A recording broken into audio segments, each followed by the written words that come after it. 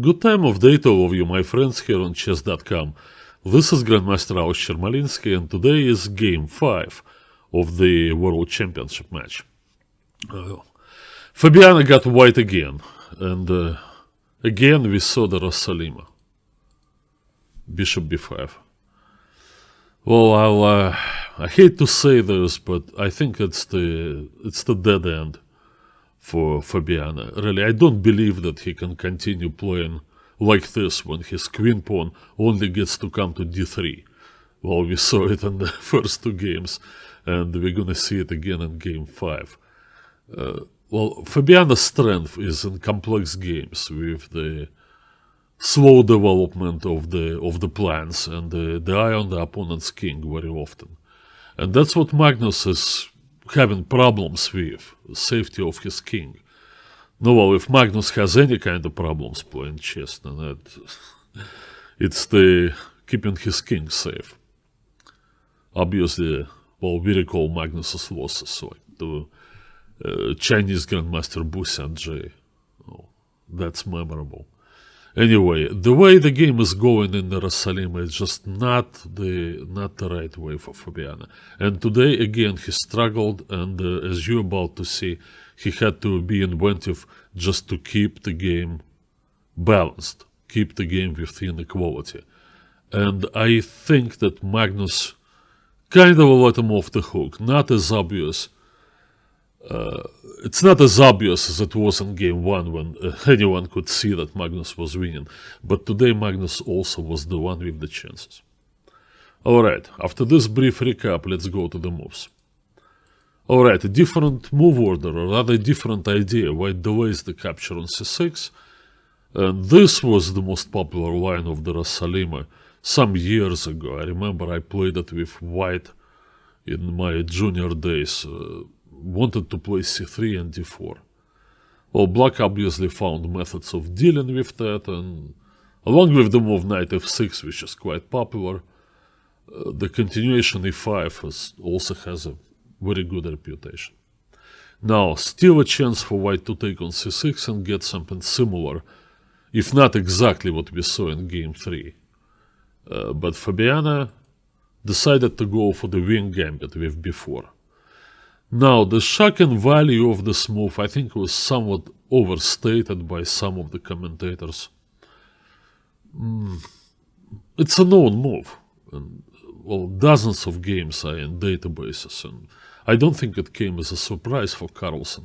Perhaps he took some time exactly recalling the variations over there, but I don't think it ever went unnoticed.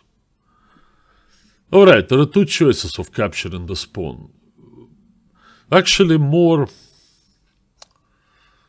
maybe more interesting is take with the pawn, and then black is advised to play b3, give that pawn back. This was a choice of Russian Grandmaster Alexander Grishuk in some of his games. I mean, there are more pieces kept on the board, and more importantly, there are less forcing lines. But Magnus chose to take with the knight, and now bishop b2. And he played a6, which is the main continuation.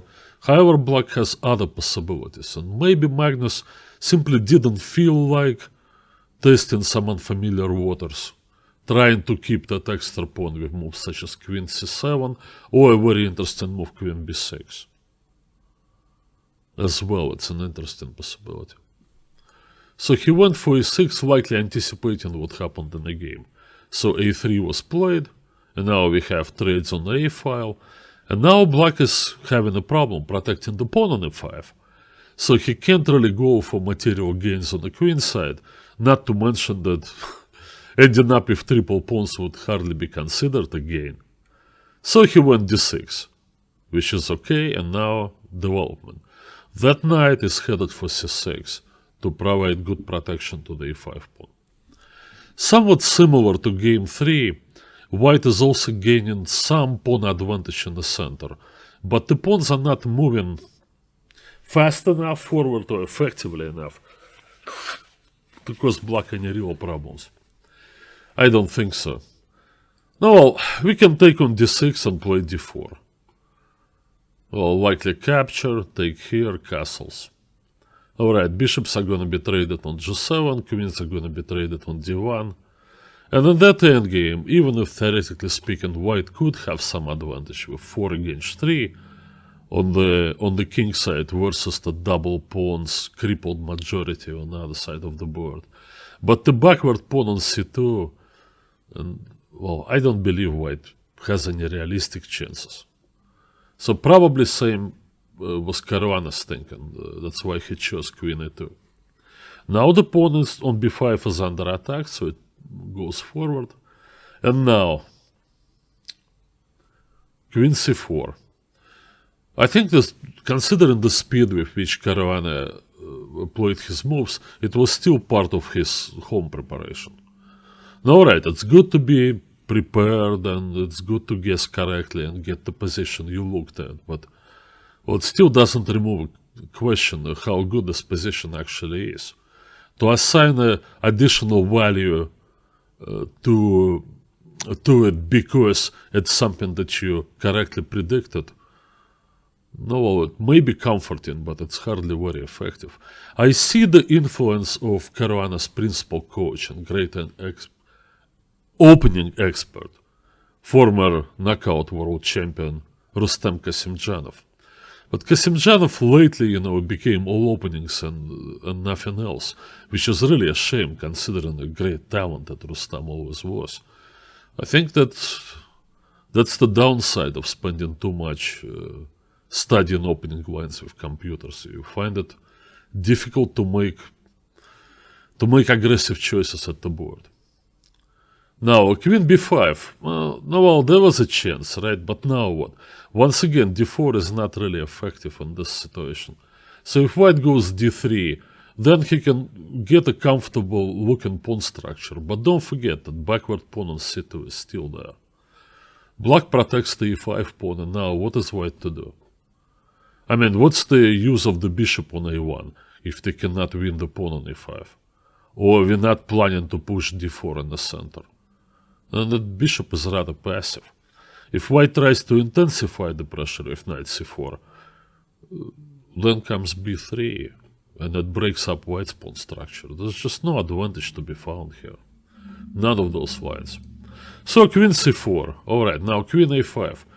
It's actually the best move, and I'm impressed with Carlsen that he found it after spending some time. Well, I think black would come under some pressure if he just chose this position.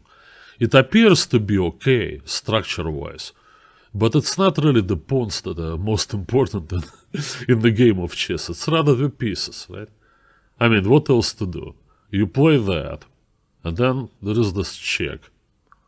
It's very uncomfortable because the queen has to protect e5, and you do this, and then white puts the knight on d5. This actually clearly favors white, in my opinion. Black is uncomfortable here. His pieces are kind of tied down to one another, and Magnus was absolutely right by rejecting this. Well, what he does with queen a5, he ensures that the game will go into the endgame, where white would have an extra pawn, an advanced, very far advanced pawn, but it's going to be around the top, and eventually I think black comes out okay in all possible variations. Great foresight from world champion. So he plays this. Now right, queen c7 is forced. Or going back is just nothing. The d6 pawn gone too far. Look how the queen on a5 not only defends the pawn on e5, also hits the bishop. Now white cannot effectively develop his bishop, well, his knight from b1. He struggles with doing so. Knight takes d6 is going to be played, and I prefer black. So that's a better choice. And now they traded knight c6, now c3. Well, our commentators, Danny and Robert, advocated to move d4. They were looking to capture the pawn on d4 back and then hopefully win the pawn on b4. Indeed, white would have winning chances in case of king d7, knight takes d4, and so on. Clearly, a better option for black is to play d3, and now it becomes anyone's game, really. It may get very sharp. Taking over there, rook g8. Like the black king is threatening to come to d7 and take the c7 pawn. And, well, then black is gonna go up a pawn. Maybe the most practical is to go bishop d4, trying to protect the pawn from b6. Now black can take and then make a draw in this line. Knight takes a6, pawn takes. Oh, it's about equal. Or the black will try to advance the b pawn. In all these variations, black has an important extra piece, the king, in the endgame. Alright. So d4 Fabiano rejected and he went c3. Great reply, king d7. Magnus was absolutely not interested in helping white's development, which would indeed give white some promising chances after f6 to get to go d4. Instead, let's give up this pawn and after this attack, eliminate the pawn on c7 on the next move.